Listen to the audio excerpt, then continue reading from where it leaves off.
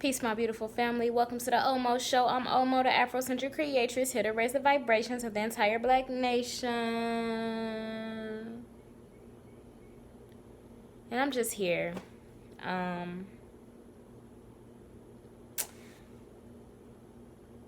For over a year now, over even that, I've been having not even just the feeling or the knowing, but more so the urge to get out of the States. And I feel like this is something that many people with revolutionary thought can relate to. And many of us can relate to these things, but many of us don't do anything about it. Many of us spit rhetoric, or, we talk about how important it is for us to go back to our roots, or, to leave America, Europeans, all of this history where it is.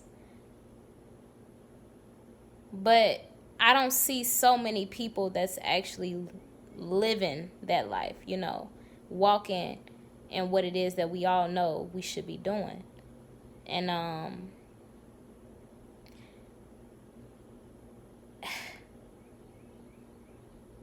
it's hard to even know what you should be doing. It's hard for me to know what I should be doing, I should say. Let me not put my feelings onto other people as to say that we're feeling the same thing. That may not be true. But it's hard for me to know what I should be doing. I feel like when you have revolutionary thought, when you have revolutionary action, so many times the world looks to you as their sense of hope. Your country looks to you, your community, whether that be local or whatever, they look to you as the piece of hope, or, they look to us as being the ones who should revolutionize everything, as we should, or as I do believe that to be a part of my purpose. But sometimes it's like the conflict is, do I revolutionize something by staying and fighting what we've been fighting for the past 400 plus years and still not getting too much of anywhere? Or do I revolutionize things by leaving this mug and by showing my people that that's what we should all be doing, or what we could all be doing? I'm young. No matter how long I believe that I'm gonna be alive, I feel like I'm always going to be thinking more and more about where my purpose really is, and if I'm living that out, or if I could be doing more, or should I be doing more. And I think that's where I'm at with it. At the end of the day, I have a daughter now. Life isn't just about me. And with things that have happened recently, with just the climate of this entire country, the way it's been for years and years, I'm feeling urged to get out of here, not to escape. Because, so many people who don't understand revolutionary thought would be so quick to say, you can't run away from your problems. Why you running away? You can't do that. Don't run away. You got to forgive them, blah, blah, blah. It's not about that. What revolutionary thought urges me to want to get out, just so that my daughter can live in peace, so that she can have happiness, so that she doesn't have to feel afraid in her life, nor do I have to feel afraid for her or myself. And I feel like lately, the reason I've been feeling more of that urge is because, for whatever reason, I've been in situations that have placed this hint of fear in me. And not because I'm afraid per se, but because I know that certain situations that say I would have been super fiery in or act one way, I'm more quick to think about how I act in those situations, just because I have a daughter I have a daughter who I got to come home to. I have a daughter that depends on me, who I have to live for. And with that being said, I have to always keep that in mind, you know, and make the best decisions based off of that point right there, that I need to come home to my daughter. And I can't control other people's actions. So I can only control how I am in a situation. And the fact that that kind of fear has been placed into me, that's a problem. I don't want to feel that way. I don't want to feel like I have to inhibit myself and my behavior and just my truth because of where I am in life, and because I have to be afraid of possibly not coming home to my daughter. I should never feel that way. But yet I live in an environment where faith is not going to be the only factor in making us unafraid. Something tangible is going to have to give. I can live with so much faith of my protection. I believe I'm protected. I already know that. But at the same time, there are realistic situations that we are in. We live in a real, tangible, physical world that faith just can't be the only thing that we holding on to. We got to be practical. We got to be logical. We also have to be optimistic. We also have to just believe in ourselves. And I feel like a lot of times black people who don't want to leave America is because they don't want to start over. You know, we don't want to learn new languages. We don't want to learn about new cultures. We are afraid of what is on the other side that we don't know. Versus being optimistic and realizing that by starting over in that way, we give our family a new opportunity to create happiness in a more pure environment that can encourage that happiness and encourage that peace. So yeah, I have a daughter now. I just want her to live in peace. I don't want her to be 25 years old like me, fighting the same shit that I'm fighting. Why are we fighting? Why does it have to be a fight? I'm tired of fighting. And it's not a tired as if I'm giving up. It's a tired as if, why keep placing my energy in something when my energy could be best placed somewhere else, which is my own healing. You know, so many times black folks are out here fighting, but we don't even think about ourselves healing. What space are we using for ourselves to heal?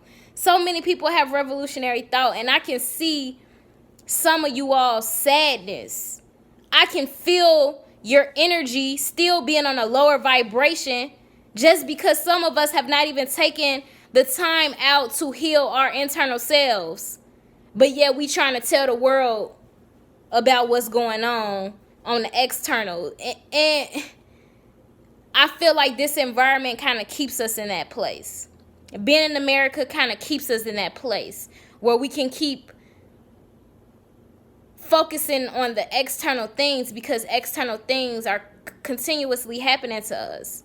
Unjust things are continuously happening to us, which takes away our own concern of self, you know, and our own internal healing. The things that we might have went through personally in our lives, not just being black, but just everything that might have come along with that experience or things that's outside of that experience. I mean, you know, we should be able to heal in those ways. But, you know, this environment, how can we heal when the next day some other shit popping up? You feel me?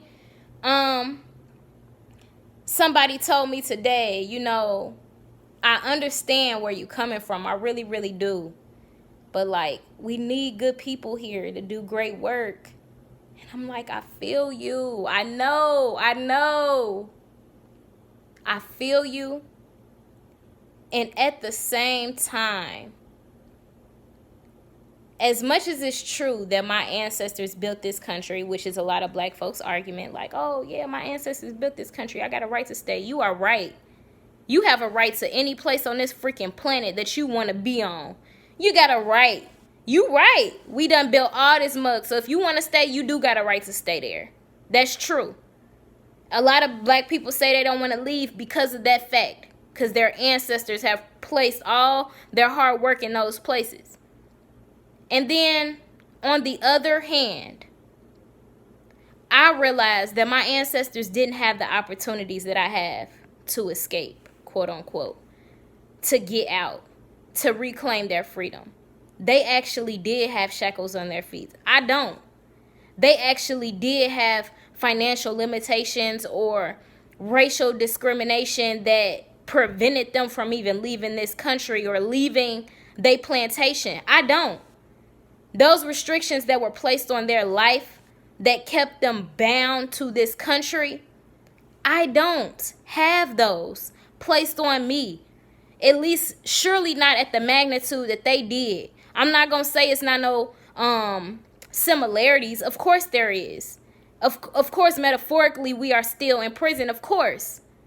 But that's my point. It's a metaphor at this point.